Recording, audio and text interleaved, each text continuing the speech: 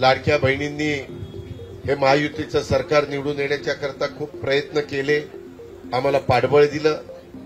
यावेळेस अर्थसंकल्प सादर करत असताना काही जण म्हणाले की आता ही योजना हे बंद करतील, परंतु लाडक्या बहिणीची योजना आणि वीज माफीची योजना आम्ही बंद केली नाही। ती खऱ्या अर्थाने माझ्या महिला वर्गाला मदत करणारी आहे। उलट मुश्रीफ साहेबांना पण मी सांगेन की काही बँकांनी काही जर महिला एकत्र आल्या आणि काही त्यांनी उद्योग करायचं ठरवलं तर त्याच्यातनं त्यांना दर महिन्याला 1,500 रुपये मिळतात।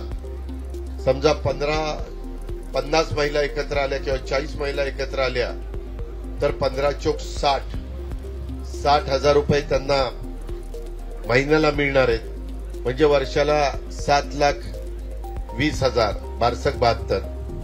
आणि मग त्याच्यात तेवढी परतफेड मुश्रीफ साहेब ते करू शकतात। त्यांचा जर ग्रुप करून, ज्याला क्लस्टर आपण म्हणतो, तसं करून त्या महिलांनी काही चांगला उद्योग उभा करायचं ठरवलं तर कोल्हापूर जिल्हा मध्यवर्ती सहकारी बँकेने पण त्याच्यामध्ये त्यांना मदत करावी। कारण मी तुम्हाला छातीटोकपणे सांगतो, उद्याची 5 वर्ष आपल्या हातामध्ये, आपण कुठल्याही परिस्थितीत लाडकी बहीण योजना बंद करणार नाही। मला थोडंसं ओढाताण होतीये, परंतु मी त्याच्यातनं मार्ग काढलेला आहे।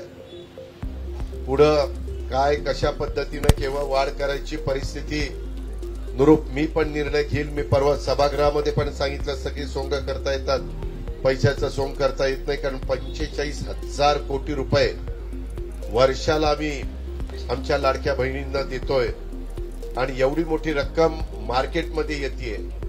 त्याच्यातून असं काही चांगले उद्योग बँकांची मदत घेऊन रिझनेबल त्याला व्याज लावून करता आलं तर ते एक चांगलं काम महाराष्ट्रामध्ये उभं राहू शकतं। काही भागामध्ये ते सुरू करण्यात आलेलं आहे। याही गोष्टीची नोंद कृपा करून आपण सगळ्यांनी घ्यावी।